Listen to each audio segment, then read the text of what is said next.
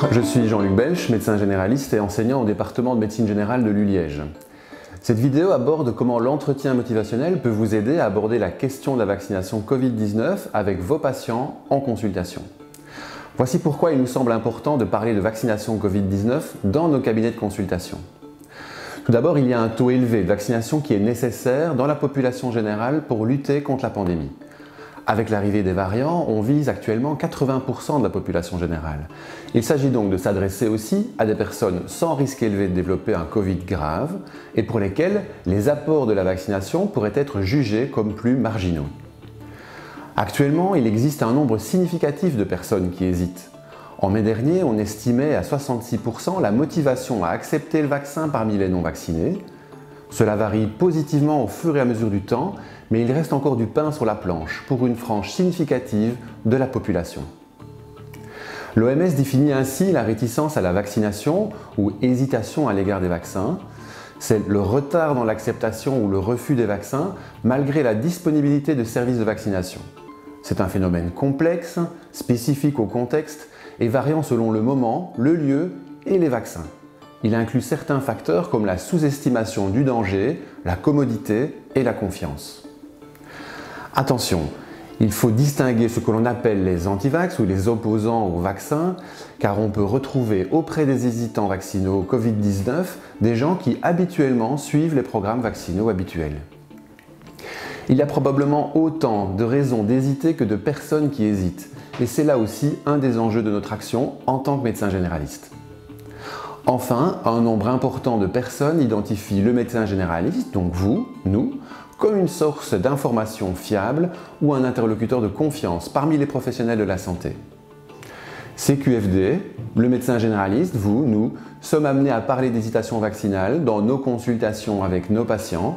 Chaque jour, vous le percevez déjà dans vos consultations depuis quelques semaines probablement.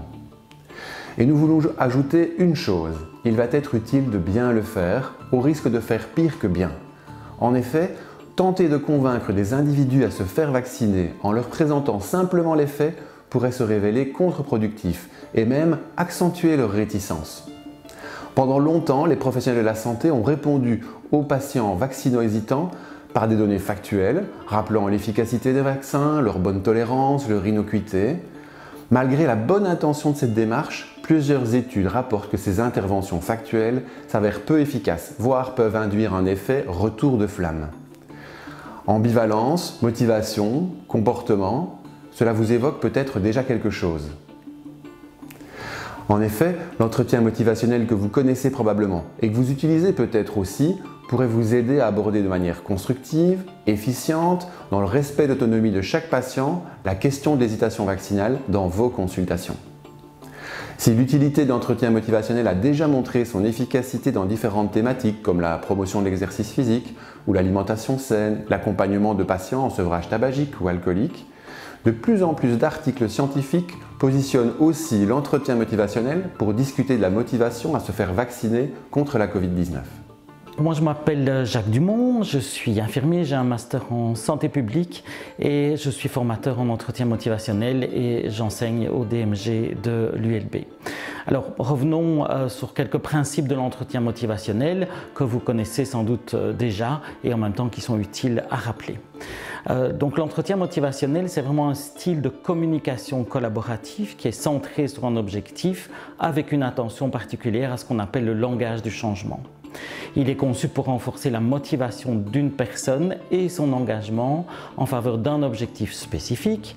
Et l'idée, c'est de faire émerger et d'explorer ses propres raisons de changer, ceci dans une atmosphère d'acceptation et de bienveillance.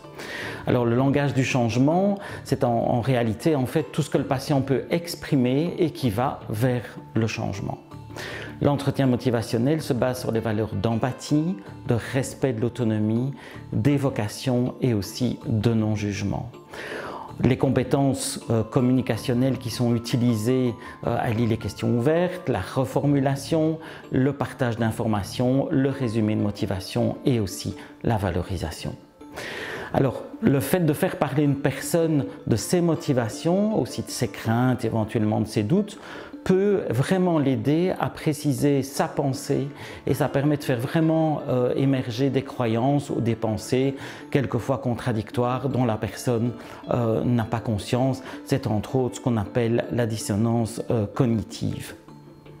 Alors, le non-jugement de la part du soignant, il est vraiment central et nécessaire et on va travailler vraiment aussi dans une optique de partenariat avec le patient. L'idée, c'est qu'on n'est pas dans un mode où le soignant sait et a raison et du patient qui ne sait pas et qui n'aurait pas d'informations ou de position justifiée sur le sujet. On est vraiment dans un partage. D'une manière générale, tout le monde a une opinion sur le sujet à partir de ses propres expériences, de ses croyances et aussi des informations qu'il reçoit. Et l'hésitation vaccinale, elle est aussi identifiée auprès des soignants pour des raisons qui au fond sont assez proches de celles que l'on trouve chez les patients. Et donc l'autre chose aussi, c'est qu'il ne s'agit pas d'exprimer votre opinion personnelle, sauf si la personne vous le demande ou vous l'autorise, mais bien d'écouter les motivations spécifiques de chacun à accepter ou à refuser la vaccination Covid-19. La personne doit se sentir vraiment libre de s'exprimer sans crainte d'être jugée. Une fois ces constats et quelques éléments d'information partagés, abordons ensemble comment aborder le sujet en consultation. Il faut tout d'abord décider de prendre le temps en consultation pour aborder le sujet dans un climat de confiance et de non-jugement. Il peut s'agir de quelques minutes seulement ou un temps plus long si souhaité. Il s'agit ensuite de demander par une question ouverte si la personne souhaite, avec une demande d'accord, parler du vaccin Covid-19 ou si il ou elle a déjà pris une décision à ce sujet. La vaccination contre la Covid-19 est un sujet important. Accepteriez-vous qu'on passe quelques minutes à en parler ? Le temps de réponse du patient et le temps d'écoute de votre part fait aussi partie de l'intervention. Il s'agit de laisser un temps de réponse suffisant au patient pour qu'il puisse s'exprimer, avancer ses arguments ou ses doutes. Par des questions ouvertes, ensuite vous montrez de l'intérêt à entendre et comprendre le point de vue du patient sur ce sujet.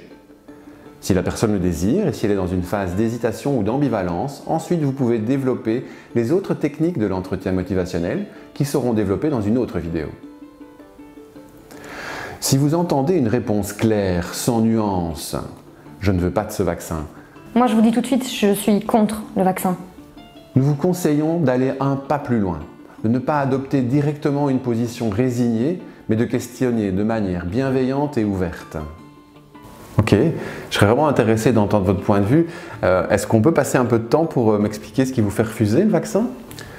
En cas d'hésitation ou de refus, nous vous proposons de respecter l'opinion du patient, adopter une attitude respectueuse malgré l'expression de doute sur la probité, le professionnalisme et l'expertise du monde médical, de reconnaître l'existence des divergences d'opinion entre vous et votre patient, reconnaître aussi les questions qui restent en débat ou qui posent toujours question, et s'assurer que le patient connaît ou peut avoir accès à des faits scientifiquement reconnus.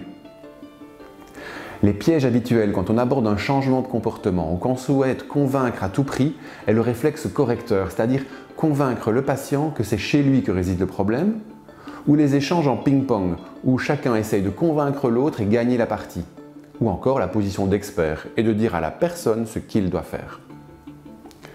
Rappelons-nous qu'il est essentiel de laisser le temps de la réflexion au patient et que le changement, ici la décision de se faire vacciner, ne s'opère pas instantanément.